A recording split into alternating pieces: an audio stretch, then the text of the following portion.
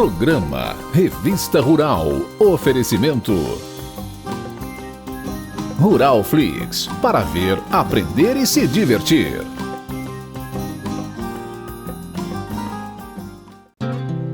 Amigos e parceiros de todas as semanas, é sempre muito bom te ver aqui para juntos darmos um passeio pelo maravilhoso mundo do agronegócio. Preparado? Então veja os assuntos de hoje. Maracujá doce faz sucesso entre os produtores. Desmama racional é boa para o bezerro e a vaca. Uma nova variedade de banana da terra. Tudo sobre o plantio de quiabo. Milhos coloridos, são lindos. Começa agora o programa Revista Rural, a sua revista eletrônica do agronegócio.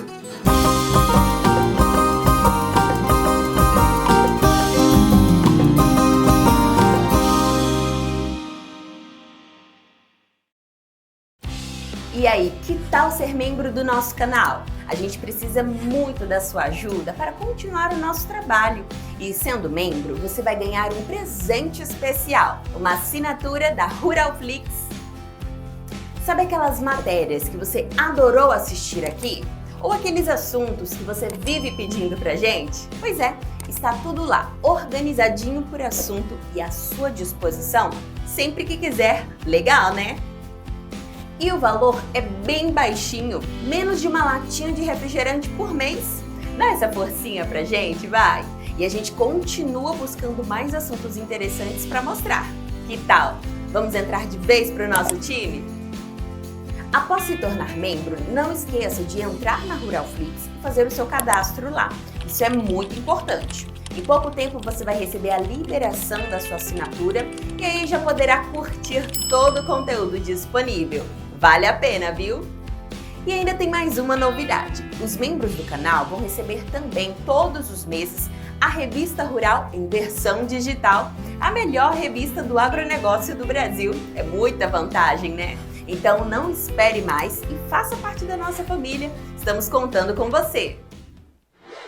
Maracujá é tudo de bom. E um maracujá bem docinho, que dá para comer de colher. É melhor ainda, né? Pois essa foi a variedade escolhida por um produtor do interior de São Paulo.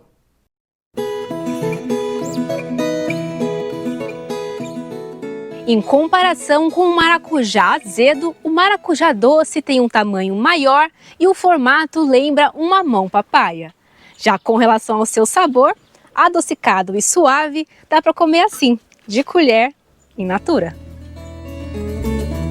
Senhor Luiz, conta pra gente por que o senhor optou pelo maracujá doce em vez do azedo, que é o mais convencional.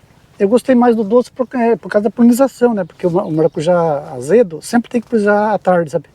E esse aqui a gente poliniza cedo, a gente levanta umas 6 horas, já vem aqui e já entra polinizando. E como que faz esse serviço? É Então, manual? A polinização é o seguinte, ó, você está vendo essas 3 coisinhas aqui? Sim. Então daí você pega com a mão aqui, com essa mão direita, você faz isso aqui e traz nesses 3 coisinhas aqui, o pólen dele, sabe? Uhum. Daí você vem nessa aqui, é a mesma coisa. Traz aqui, ó. Nessa aqui, então, a gente vai passando de um polo no outro, entendeu? Na quadra. E daí tem a respeito do chapeuzinho, do chapeuzinho, isso aqui, ó. Isso aqui você tem que tirar todo dia. Isso aqui, ó. Porque senão ele vai manchar o fruto. O fruto tem que dar bem lisinho, que nem tá esses aqui, ó. Entendeu? Vai garantir a aparência mais bonita do mais fruto, bonito, né? Olha que fruto bonito ó, que tá aqui, né? A gente já colheu bem fruto daqui e dá um fruto mais bonito. E essa polinização que o senhor faz tem que ser sempre manual? Por falta de mangaba, que nós temos muito pouco hoje, por causa que nós, ser humano, mata bastante mangaba, então a mangaba está acabando, né? Aqui eu tenho bastante mangaba, mas eu ajudo a polinizar porque é um serviço que eu tenho que fazer, porque senão eu levanto cedo, não tenho que fazer, né? Eu gosto de fazer e faço com amor o serviço que eu faço, entendeu? Tem uma média assim de quantos o senhor faz por dia e quantas dá certo essa polinização? Se eu polinizar 40 mil flor, vai vingar umas 2.000, 3.000 frutos, maracujá, porque cai bastante, entendeu? E com relação à adubação, como que é feita aqui? Essa adubação aqui, por exemplo, na hora que a gente plantou aqui, antes de plantar, eu coloquei bastante esterco de vaca, sabe? Depois rebumi e eu desço um pouco de adubo, sabe? E depois plantada a muda pequena. Eu plantei isso aqui, eu plantei mês de julho, né? Deve estar com 7 meses de plantio, né? E comecei a colher faz acho que uns 20 dias, eu acho que comecei a colher agora. E de quanto em quanto tempo faz essa adubação? A adubação eu faço assim, por exemplo, quando chove eu faço adubação no chão. Mas que nem agora está seco, eu faço pelo gotejamento, entendeu? Pode ver. Daí eu jogo os nutrientes no gotejo. Por exemplo, já tem um sais certo para a gente passar assim, um aminoácido certo para jogar no chão. Além de todo o cuidado de nutrição, o espaçamento também é importante? O espaçamento aqui é 4x3. Se você plantar muito perto, bom, aqui eu plantei 1 metro um pé do outro, sabe? Na próxima lavoura este ano aqui, eu acho que vou plantar com 50 centímetros, porque ele fecha mais, ele produz mais. O espaçamento é 4x3, uma rua da outra, só que o pé é 1 metro do outro. Aqui tem 650 pés, essa quadra de maracujá.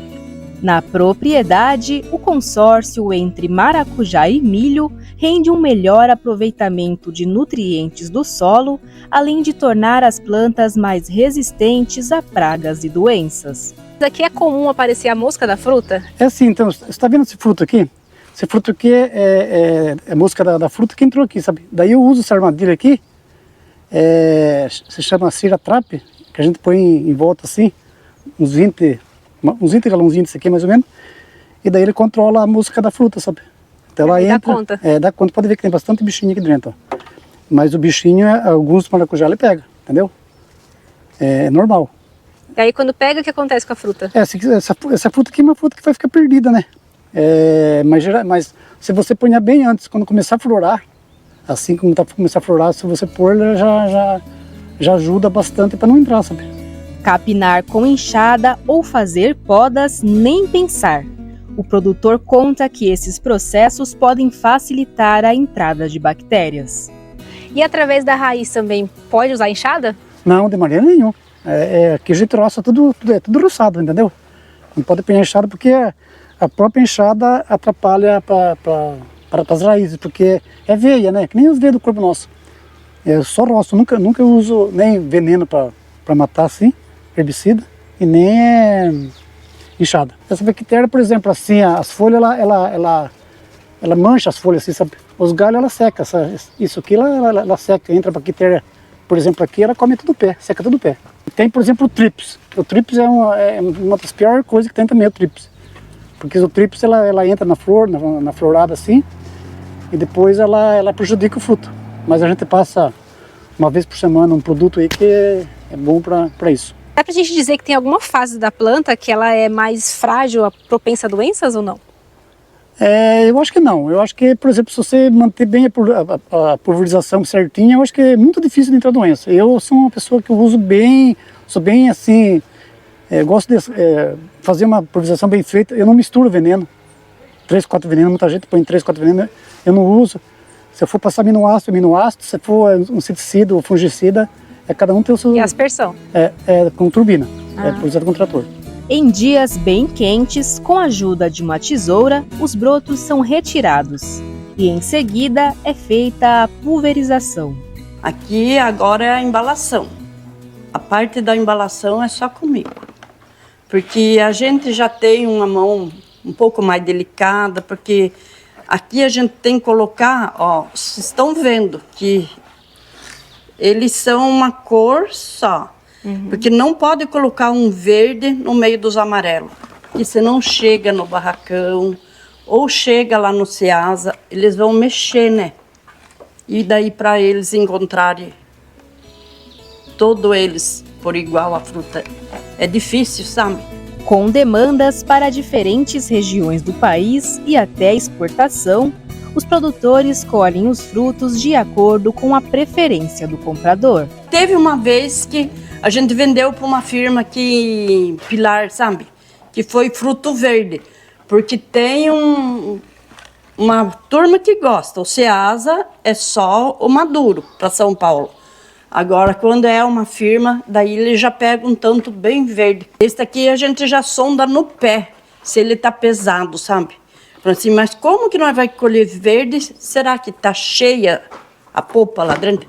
Ele falou, não, a senhora dá uma erguida no maracujá, ele teve pesado, a senhora pode cortar. Atualmente, qual é a média que vocês colhem por ano aqui?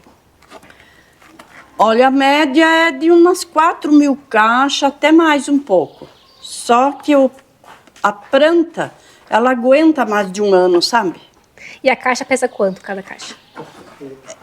É que sempre é 4,5 kg, 3.800, depende do fruto, né? Porque tem uns que vai, 5 maracujá, tem outros que vai 6. Os menorzinhos vai 8. Então, e vai tudo, sabe? E atualmente, qual o valor que vocês estão vendendo? O valor está sendo R$7 o quilo. Porque eles pegam bastante, né? Mas já teve a época de vender a mais, viu?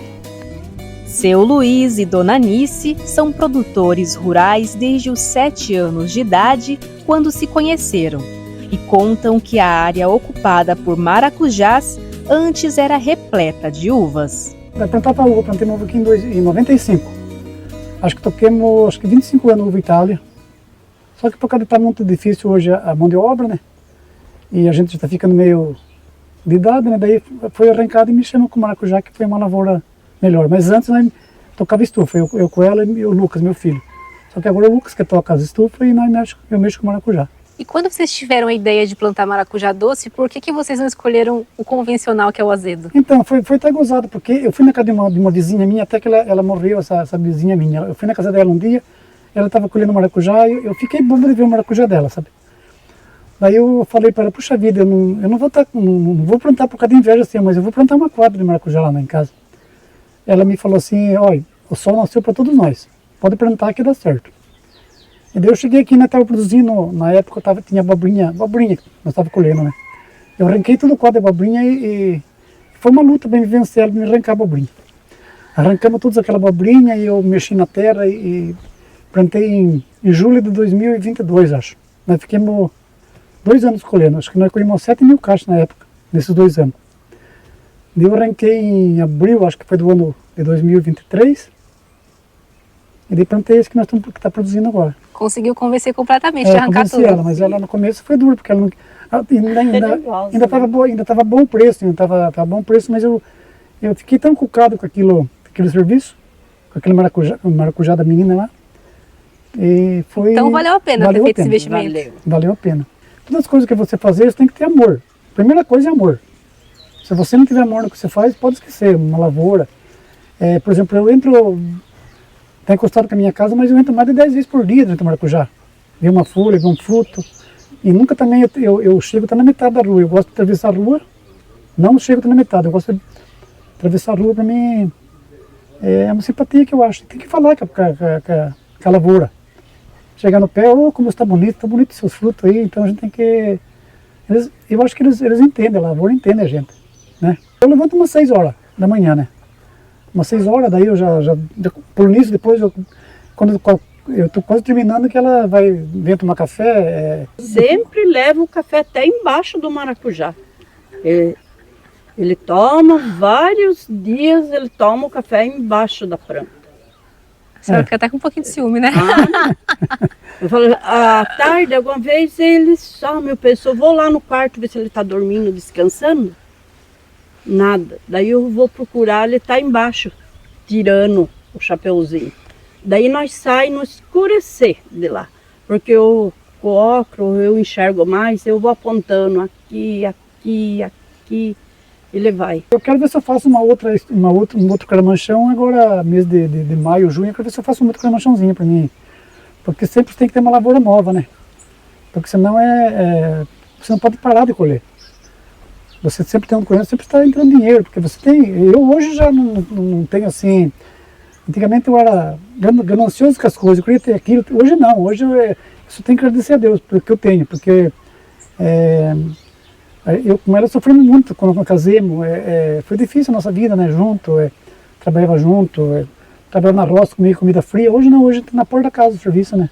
Então só agradecer a Deus. Não posso pedir mais nada para Deus, só agradecer.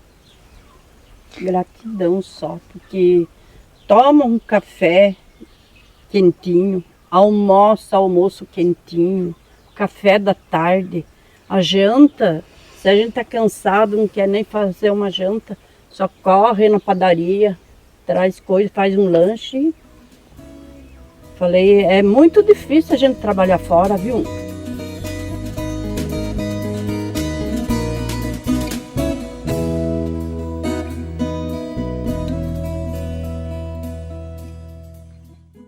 Gostou dessa reportagem? Então não deixe de fazer o seu comentário aqui abaixo. Se quiser, pode sugerir outros assuntos também. Suas ideias são muito bem-vindas. E o seu comentário pode ser lido aqui no próximo programa. Não esqueça de dizer seu nome completo e onde você mora. Mande sua mensagem, queremos ouvir você. E queremos agradecer as mensagens de carinho dos nossos espectadores. Marcos Nunes, Laércio Amaral, Paulo Costa, Celso Israel de Oliveira, Márcia Regina, Sítio Ataíde da Costa, Walter Gomes, Francisca Pereira, Paulo Alves, Marcos Santos Barcelos, Elias Pereira da Silva e Alexandre Gonçalves. E continuem mandando suas mensagens, é muito importante pra gente.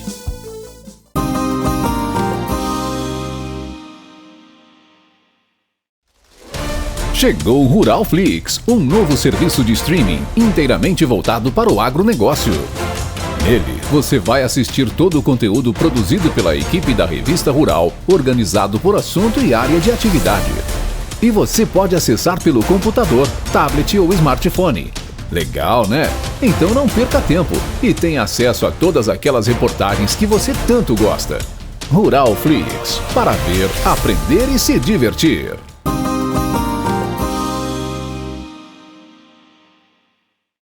A adoção da desmama racional dos bezerros vem aumentando entre os pecuaristas. Ela é uma boa forma de reduzir o estresse do animal e potencializar o seu ganho de peso.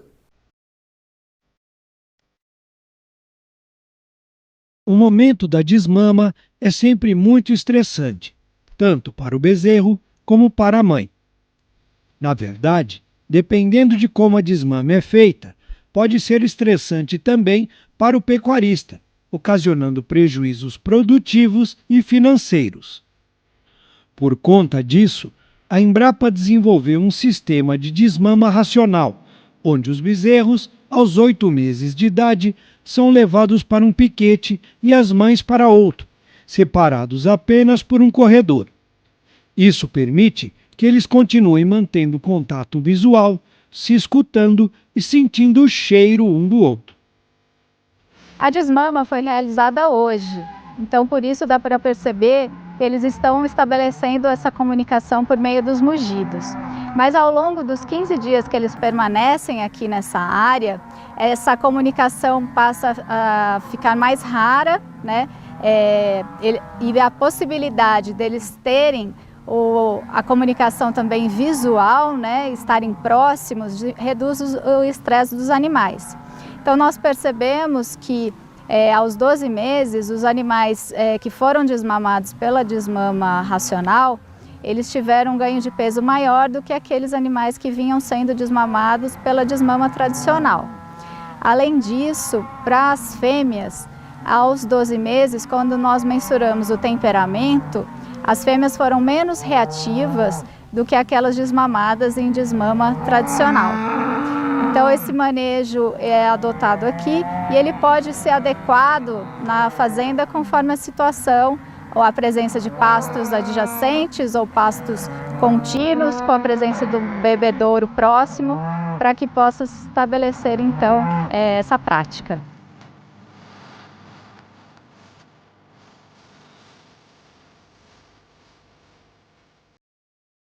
Hoje a gente está fazendo a desmama de parte dos animais do rebanho de Canchinho, e aí os manejos que estão sendo feitos são manejos de rotina aqui da fazenda, que aí consiste em fazer a pesagem e dar um score corporal para as vacas, para registrar a condição corporal, a condição física desses animais ao término do aleitamento dessa geração de bezerros.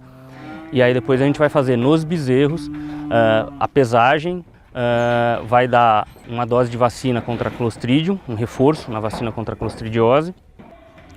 E depois, no caso dos machos, vai ser feito também perímetro escrotal, que também é uma medida padrão que a gente vai acompanhando aí para efeito de registro desses animais na associação da raça.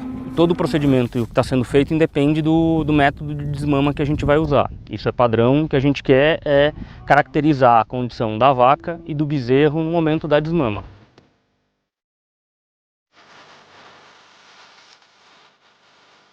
Mantidos dessa maneira, os animais ficam bem menos reativos.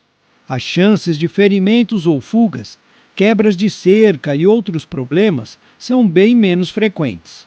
Além disso, bezerros estressados perdem peso e ficam com a imunidade baixa. Propriedades que ainda adotam o método tradicional acabam sentindo no bolso esses reflexos negativos. O manejo que eu faço para desmama é o manejo convencional. Então, eu aparto literalmente a vaca do bezerro. E o que eu tento fazer aqui na fazenda é desmamar e já vender a desmama. Deixar o bezerro berrar em outra fazenda. Como tem casos que às vezes eu preciso segurar algum lote de animal aqui na fazenda, eu separo a vaca do bezerro em um pasto bem distante, o mais longe possível, e para fazer a desmama, né? E aí começa a aparecer os problemas. Por conta do bezerro estar na mesma propriedade que a vaca está, no meu caso, o que dá mais problema para mim são as vacas. Então as vacas que costumam sair do pasto, quebra cerca, estoura fio de arame, sirigola, porteira, para ir atrás dos bezerros.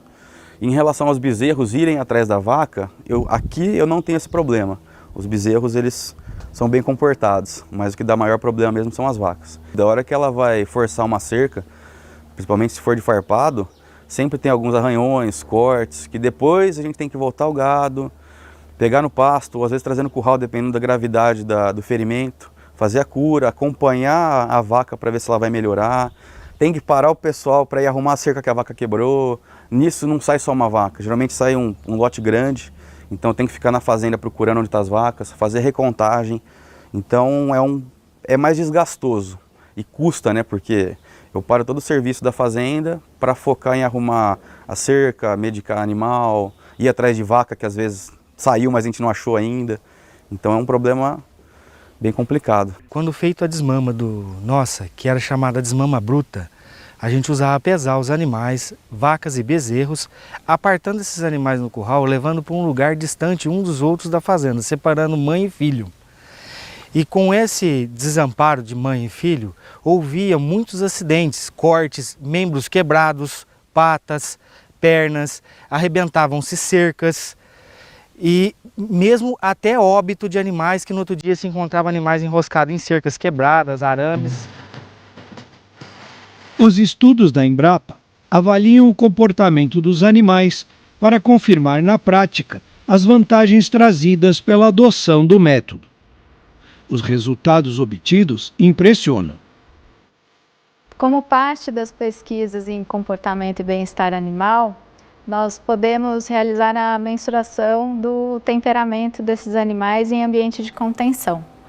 Então, no caso, a gente utiliza o aparelho, o Reateste, que foi desenvolvido na UFMG, que determina uma pontuação ao final de 20 segundos para cada indivíduo nesse tronco de contenção. Então, no caso, o animal vai recebendo a pontuação e conforme ele se desloca no tronco, a gente tem esses picos de movimentação captados então por esse equipamento. Então, o animal, ao final da avaliação, tem uma pontuação e esses picos então podem sugerir um animal de temperamento mais reativo.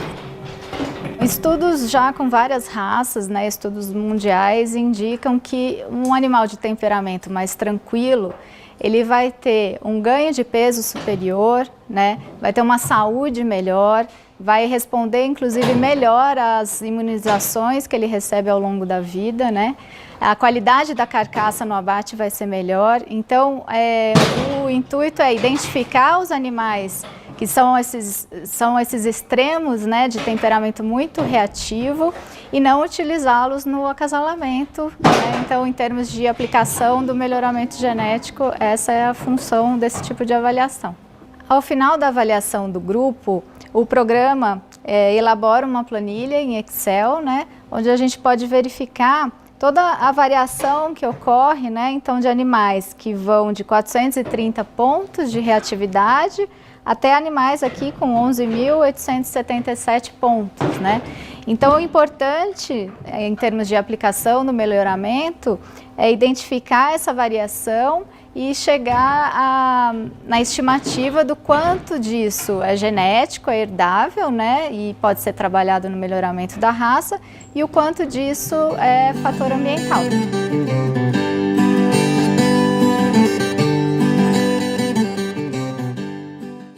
Uma variedade de banana da terra com porte mais baixo e maior rusticidade vem conquistando os produtores do Brasil Central por garantir maior produtividade e um manejo bem mais fácil.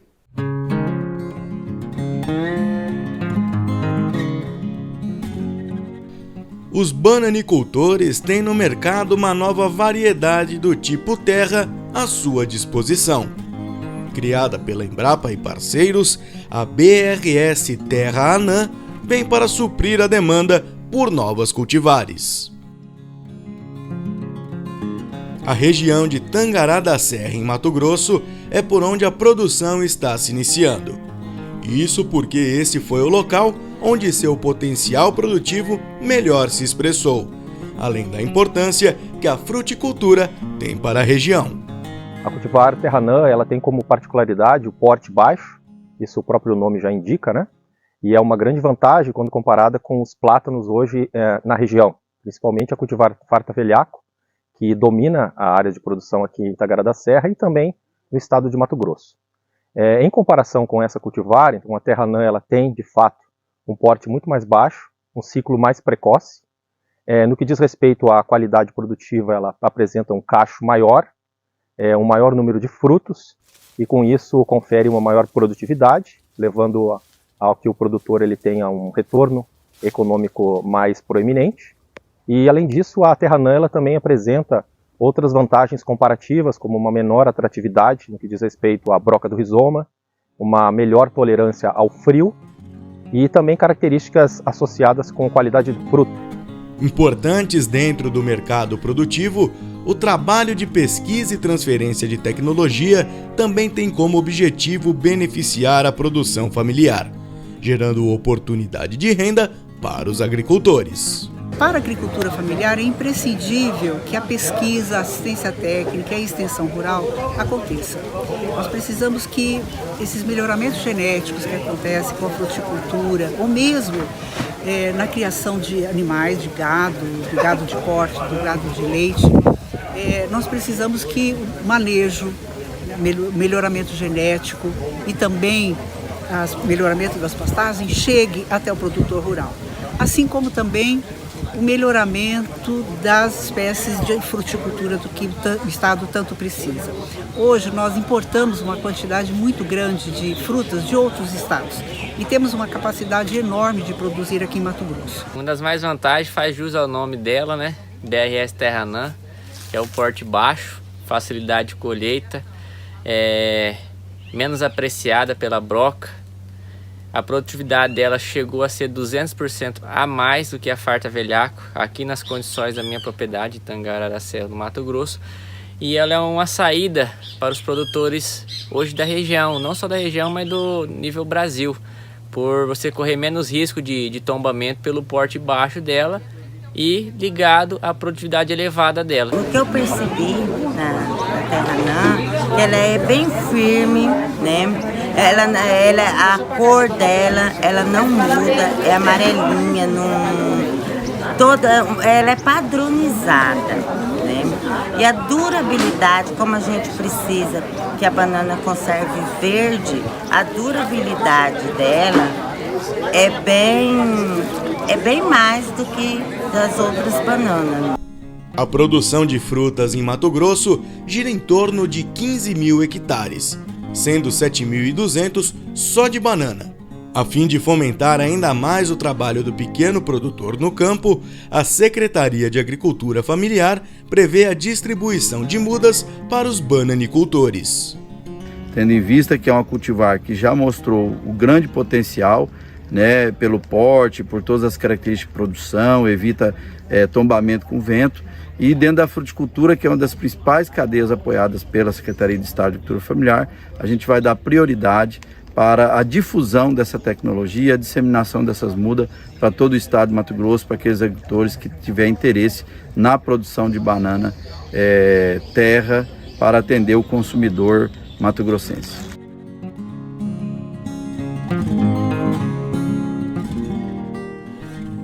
Testada antes de sua comercialização, a Terra Anã tem registrada como sua menor altura cerca de 2,80 metros, enquanto as concorrentes batem os 3,50. Isso permite uma considerável redução de quedas prematuras de plantas ocasionadas por ventos fortes. Além disso, a possibilidade de adensamento de plantio também é uma vantagem, já que permite aumentar a quantidade de mudas plantadas. Ela foi testada nas diferentes regiões do estado de Mato Grosso e teve uma excelente aceitação. A nossa maior preocupação era a aceitação do mercado. Então é uma cultivar mais produtiva, é uma cultivar que resiste às forças do vento e é uma cultivar de porte baixo, que facilita os tratos culturais, facilita a colheita, né? Então tudo isso nos fez indicar ela hoje como uma excelente alternativa para estar substituindo a banana farta velhaco aqui no estado de Mato Grosso, porque dá uma certa segurança para o produtor colher ela hoje, né? Completando o ciclo, os benefícios da variedade vão além do campo. Testes em laboratórios identificaram que sua farinha produz mais amido resistente do que as cultivares comerciais.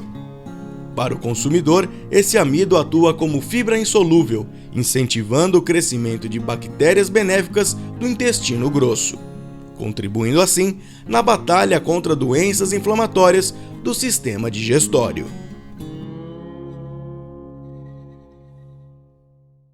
Gosta de quiabo? Essa hortaliça, originária da Etiópia, se adaptou muito bem ao país e se tornou uma boa opção de cultivo para o produtor.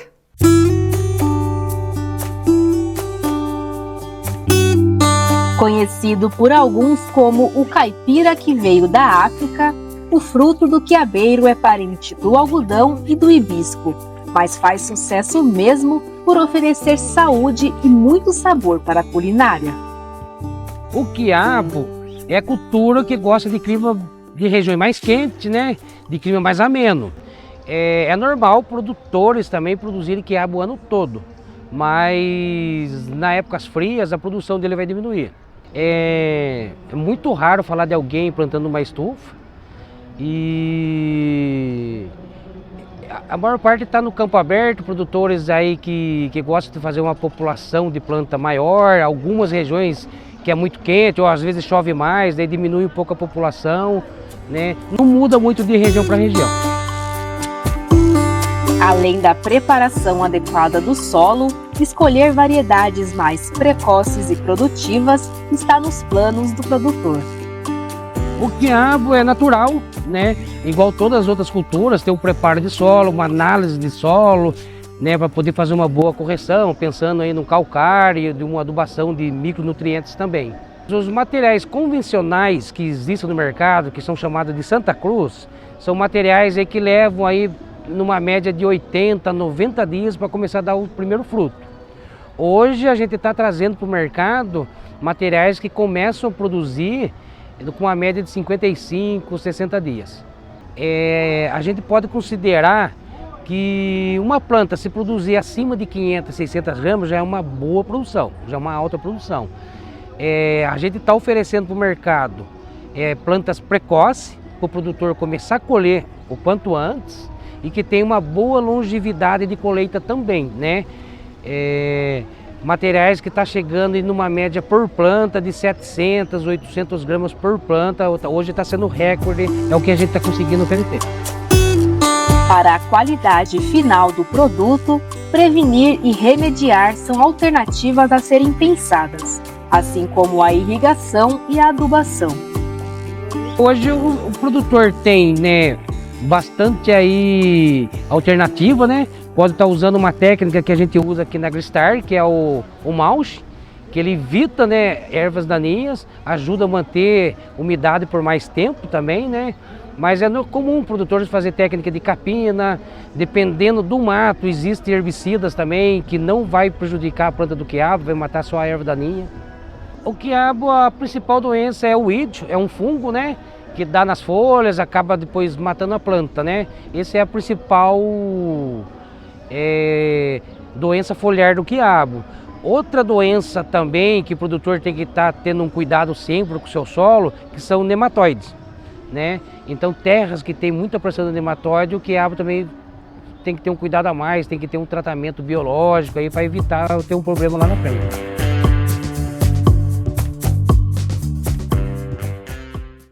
Você que está assistindo o nosso programa através do YouTube, queria te pedir uma coisa. Clica no joinha, se inscreva no canal e deixe uma mensagem aqui nos comentários. Isso nos ajuda muito a produzir um programa cada vez melhor e mais interessante, tudo especialmente para você. E queremos agradecer as mensagens de carinho dos nossos espectadores.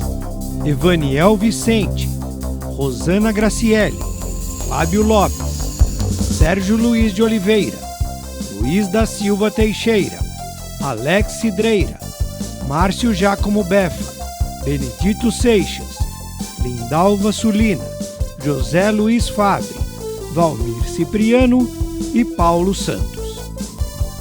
E continuem mandando suas mensagens, é muito importante pra gente. Gente, eu sempre peço aqui uma curtida, a inscrição e um comentário, né? E continua valendo, tá? Mas hoje vou pedir mais uma coisa. Dê um hype no nosso vídeo.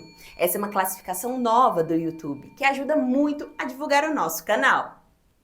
A opção aparece aqui abaixo, ao lado do campo para comentário. É só clicar e ajudar a ranquear melhor o nosso vídeo. Assim, mais gente vai assistir e conseguiremos fazer reportagens cada vez melhores para você. E aí, posso contar com essa força? Então, obrigada e vamos em frente! Você já viu o RR News dessa semana? Pois olha, ele tá cheio de notícias importantes sobre o agronegócio. O RR News é o novo jornal da Revista Rural que traz tudo o que rolou durante a semana e o que é melhor, com a qualidade que você já conhece. É só acessar o nosso canal no YouTube e assistir. Vale a pena!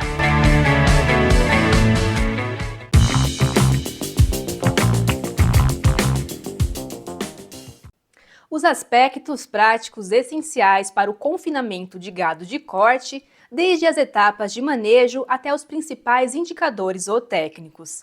Esse foi o tema de um vídeo educativo participante do concurso promovido pelo Senar. O objetivo desse vídeo é comentarmos sobre alguns aspectos práticos que envolvem confinamento de gado de corte e indicadores zootécnicos. Nós vamos trabalhar com machos ou com fêmeas? Qual é a idade média? O peso médio de entrada e programar o peso médio de saída, para que dessa forma eu tenha uma ideia do período que esse animal vai ficar em confinamento e eu consiga fazer um planejamento alimentar. Trabalhar no sistema all-in, all-out, ou seja, o lote entrando junto e saindo junto, não colocar nem tirar animais ao longo do processo, me ajuda ao final conseguir ver o desempenho desse grupo e a diminuir a quantidade de animais que nós chamamos que são de fundo. São aqueles que não vão atingir o acabamento de carcaça esperado. É normal a existência desses animais. O que eles não podem ser é maioria no nosso confinamento. Se possível, fazer cobertura para os coxos, escolhendo também áreas com declive para evitar acúmulo de água nessa parte das baias. Fornecer sombreamento para conforto térmico e sempre manter água disponível, tanto em quantidade como em qualidade. Os animais que são destinados à terminação em confinamento, em sua grande maioria, são oriundos de sistemas extensivos. São animais que vêm com uma microbiota ruminal adaptada a digerir, sua prioridade, fibras. E no confinamento, nós temos na sua maior proporção carboidratos de rápida digestibilidade. Então, essa flora ela tem que migrar de fibrolíticas, que são as que digerem fibra, para amilolíticas, que são as que digerem amido. Essa transição dentro do rumen demora um tempo. Por isso é importante nós fazermos a adaptação dessa microbiota. É muito comum, quando não se respeita esse período de transição, que os animais apresentem doenças metabólicas, como acidose, laminite e, em suas formas mais intensas, até a morte do animal. Existem algumas formas de fazermos essa adaptação.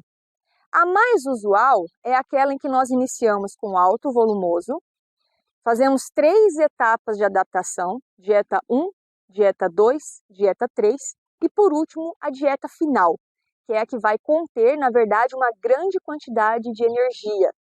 O interessante a entender é, quanto pior a qualidade da fibra do volumoso escolhido, tanto melhor para a sua formulação. Estranho, não é? Mas a verdade é o seguinte, quanto pior a digestibilidade dessa fibra, mais ela vai estimular a ruminação no seu animal. E a ruminação é o que vai proteger o ambiente ruminal da acidose, propiciar melhor ambiente para a microbiota. Então, quanto pior a qualidade da fibra, menor a inclusão desse volumoso. Então, sobra mais espaço na minha formulação para os demais ingredientes, principalmente o energético. Para assistir na íntegra aos vídeos do concurso do sistema CNA-Senar, basta utilizar o QR Code que está na tela.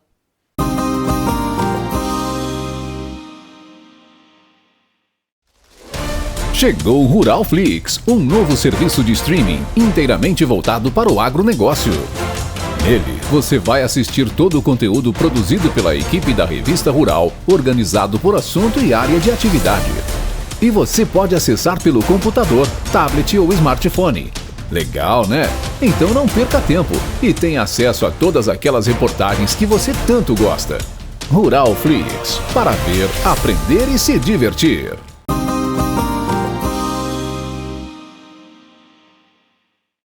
As sementes crioulas remetem à origem dos alimentos cultivados nas nossas lavouras.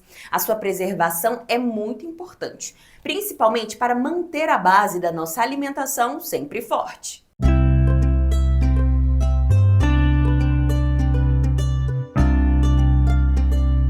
Quando a gente pensa em milho, vem sempre aquela imagem de uma espiga robusta, amarelinha, não é mesmo? Mas saiba que o milho nem sempre foi assim. E hoje existem ainda muitas variedades de cores e formas. Para entender melhor isso, é preciso conhecer as sementes crioulas. Já ouviu falar nelas?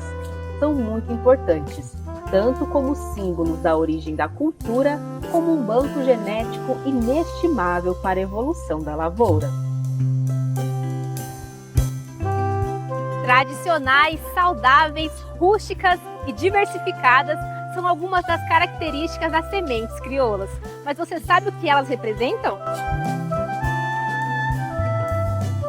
As sementes crioulas, como o próprio nome diz, crioulo vem do termo espanhol cria do local. Bom, só por isso já é bastante interessante. São sementes que estão adaptadas, são sementes que estão acompanhando as tradições das comunidades. Esse termo crioulo ou sementes tradicionais se reflete exatamente a isso. Ela está sendo armazenada, plantada, guardada, reproduzida ao longo do tempo em uma determinada área, um determinado território ou com uma determinada comunidade. E como que surgiu essa tradição de geração em geração? Bom, ela surgiu praticamente da necessidade mesmo, né? Antigamente, as variedades, como a gente vê aqui, existiam poucas, né, restritas, não haviam tanto essa disseminação ou essa comercialização, então eles se tornaram realmente patrimônios de algumas comunidades. É interessante que essas comunidades, ao longo do tempo e ao longo desses plantios, as próprias comunidades foram fazendo um melhoramento de acordo com as características que as comunidades achavam importante. Isso é muito interessante, porque determinada comunidade, por exemplo, escolheu uma variedade que, por exemplo, não caruncha, e foi reproduzindo essa característica ao longo do tempo. Então, sementes crioulas são as sementes adaptadas ao local de origem dela. E isso é muito importante. Fala pra gente o que a gente tem de semente hoje aqui. Bom, aqui a gente tem algumas variedades de algumas espécies. Bom, começando aqui pelo feijão, a gente tem 2 tipos de feijão, o chamado feijão carioquinha e um feijão crioulo chamado feijão marianinha, que vem da região de Cunha, de São Luís do Paraitinga. Nós temos, dentro agora dos aspectos dos milhos, temos vários milhos interessantes. Esse primeiro aqui é conhecido como o milho dente de cachorro. Esse milho é o milho pipoca dos Andes. Então, ele tem alguma característica um pouco diferente, ele não estoura como o nosso milho de pipoca, ele abre mais ou menos como se fosse um amendoim quando esquentado. E colocar um salmoura ali e usar ele como petisco. É muito saboroso. Então, é um milho tradicional dos Andes, muito interessante. Aqui, nós temos um milhinho, o chamado milho azul. É um milho que veio do estado do Paraná, através de trocas, e a gente fez o primeiro plantio dele agora no estado de São Paulo. Vamos ver como que ele vai se adaptar aqui.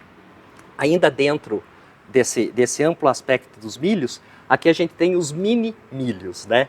São milhos que não têm um vigor ou uma característica genética para a gente continuar dentro desse aspecto da produção, mas eles são milhos diversos e incrivelmente lindos, né? São milhos diferentes, são milhos com uma vivacidade muito interessante. E dentro desses mini milhos aqui a gente tem este que é o chamado o milho uchicha morada, que é um milho também andino, que se faz uma bebida muito saborosa com ela. Então esse daqui também é uma das raridades que a gente está tentando adaptar aqui no nosso território. Bom, nós temos também, como eu comentei aqui do milho pipoca, nós vamos aqui para as outras variedades de milhos pipoca, e vocês podem reparar, o milho pipoca, ele é um milho ainda com muitas características ancestrais. Inclusive, essa característica dele ser mais pontudo, é uma característica aí dessa ancestralidade. Os grãos apresentam essa característica de uma pequena ponta.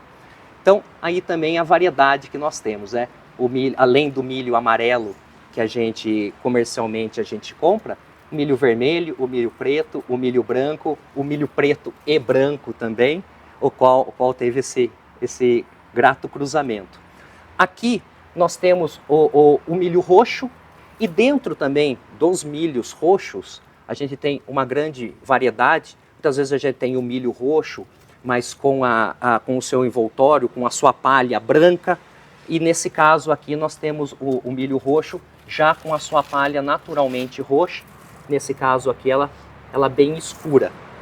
O que é muito interessante para utilização, por exemplo, no artesanato, como é o caso que a gente mostra aqui também. Esse artesanato feito por um grupo de artesãs do sudoeste do estado de São Paulo, que utilizam a palha do milho para fazer algumas dos seus artesanatos. Nesse caso a peteca, mas eles têm cestarias, bonecos, então muito interessante. E nesse caso, essa palha que foi utilizada, essa palha roxa utilizada nesse produto, ela veio de um milho de pipoca também. Então o milho de pipoca, além dele ser comercialmente utilizado pelas artesãs, com a palha elas também garantem aí o uso desse produto também importante aí, que é a questão da palha. Bom, aqui nós temos milhos com vigor genético e de produção já maior, como é esse caso. Esse caso é um milho produzido no município de São Pedro, pelo produtor do seu Aguinaldo, que há 40 anos vem plantando essa mesma espécie na área dele. Então a gente pode falar que não existe milho melhor para o município de São Pedro do que o milho do seu Aguinaldo, com esse vigor incrível. Bom, o milho branco também, que também é o milho branco. A gente já temos algumas variedades comerciais que trabalham com o milho branco para diversos usos, mas principalmente para o uso culinário.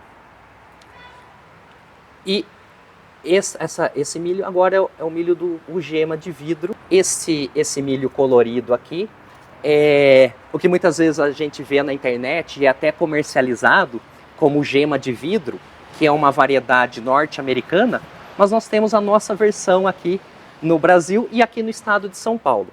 Esse é um milho ancestral, chamado de milho Avati, o Avati etei, é um milho de origem guarani, e esse milho tem uma importância muito grande na questão cultural, né? As comunidades indígenas muitas vezes dependem desse material aqui para fazer os seus rituais. Então a gente traz um pouco essa questão das sementes crioulas, que são sementes voltadas, que trabalham muito a parte da cultura dentro da agricultura, né? A gente comentou também a questão do milho pipoca. Milho pipoca também muito utilizado em diversos rituais religiosos. E também a questão do milho crioulo, ele é muito ligado à questão da religiosidade, das festas juninas. Então existem muitas questões que envolvem isso. O pessoal planta o milho no dia de São José, para colher no dia de São Pedro, que são os 4 meses do milho verde, para a gente ter na festa junina. E algumas regiões do estado de São Paulo, alguns produtores que plantam os milhos, normalmente para o seu uso, para alimentação animal ou alimentação humana, também fazem o plantio do que eles chamam o milho dos santos. E esse milho ele vai ser colhido na época das festas juninas, geralmente de forma comunitária, e ele vai ser preparado no fundo da igreja para as comemorações juninas. Então é muito importante essa questão dos milhos e das sementes crioulas com essa relação com a cultura dentro da agricultura. Dentro desse contexto, qual o papel dos guardiões e como a CAT também se envolve nessa questão? Bom, falar de sementes crioulas sem falar de guardiões, a gente não falou. As sementes crioulas dependem dos guardiões de sementes. Os guardiões de sementes e as guardiãs são peças fundamentais nesse processo. E é interessante, ainda no estado de São Paulo, nós estamos caminhando na questão das sementes crioulas. O estado de São Paulo está entre 2 potências, Minas Gerais e o Paraná, que já trabalham muito a questão das sementes crioulas, já de forma comercial. O nosso momento no estado de São Paulo é de levantamento da onde estão esses guardiões e guardiãs, onde estão esses campos produtivos de sementes crioulas, e a partir disso a gente começar a traçar a rede e pensar nas políticas públicas voltadas para esses produtores a nível estadual. Conhecido como o maior guardião de sementes crioulas do estado de São Paulo, José Luiz é referência em valorização da biodiversidade. Eu sou filho de agricultor, né, e faz um pouco mais de meio século que eu sou agricultor familiar, né, há 55 anos, eu tinha 5 anos de idade nessa época, ajudando meu pai a fazer a seleção das sementes para o plantio, e a partir daí eu comecei a me interessar, e minha família é de 6 irmãos, né, eu e mais 5. E dos 5 irmãos que eu tenho, só eu fiquei na roça. Eu acho que eu sou um grande guardião de sementes crioulas. Por quê? Porque lá no meu sítio, em Paulicéia, no meu lote de terra lá, eu construí um santuário. Por que um santuário? Porque lá eu considero um lugar santo, porque lá não vive só eu. Além da minha família, né? Hoje eu sou sozinho porque a minha esposa faleceu, eu tenho 2 anos, mas aí tem meus filhos que moram lá comigo. E lá no meu sítio, quando eu peguei em 2004, não existia vida lá, praticamente era só capim. E aí, a partir de quando eu comecei a construir o meu projeto de desenvolvimento lá no sítio, hoje, além de ser guardião de sementes, eu guardo outras espécies de árvores, de plantas medicinais. E uma coisa muito interessante, hoje lá vive também, eu já fiz uma catalogação de 40 espécies de animais, de pássaros e animais silvestres que moram lá na minha propriedade, né? E eu, praticamente dentro da minha propriedade, eu sou guardião de aproximadamente 150 variedades de espécies de sementes crioulas. E nessas minhas andanças eu consegui recuperar a primeira semente de milho que existiu na face da terra. Ela existiu há 7.300 anos lá no Golfo do México. E foi uma tribo indígena que adquiriu essa primeira semente. E na época era um dos principais alimentos, né? Que aqui está o milho, que é o milho teossinto. Na época esse milho não dava espiga, inclusive hoje ele não produz espiga, né, esse milho. E a partir do longo desses últimos 7.000 anos, 7.300 anos, ele foi fazendo uma modificação natural. E chegando hoje as espigas, né? Hoje é o ponto final, né? Assim, não sei se é o final, mas ao longo desses 7.000 anos ela chegou nesse patamar aqui de produzir essas espigas de milho, que hoje é conhecido em todo o planeta, né? Em todo o mundo, né?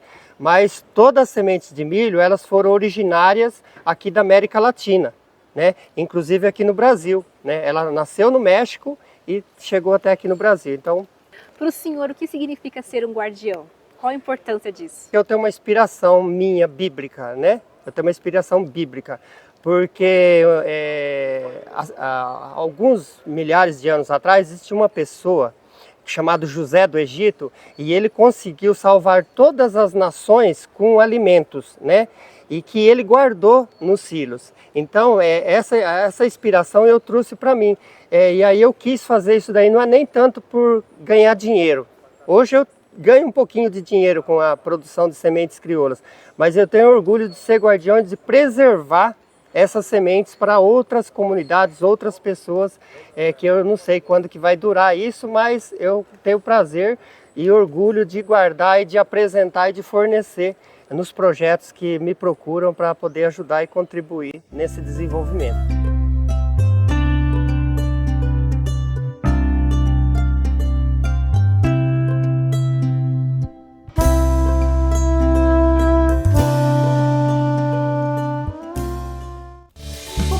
Vai ficando por aqui. Se quiser ter acesso a todo o nosso conteúdo de um jeito fácil e divertido, é só virar membro e ganhar uma assinatura da Ruralflix. Aposto que você vai gostar. Uma semana abençoada para você e até a próxima!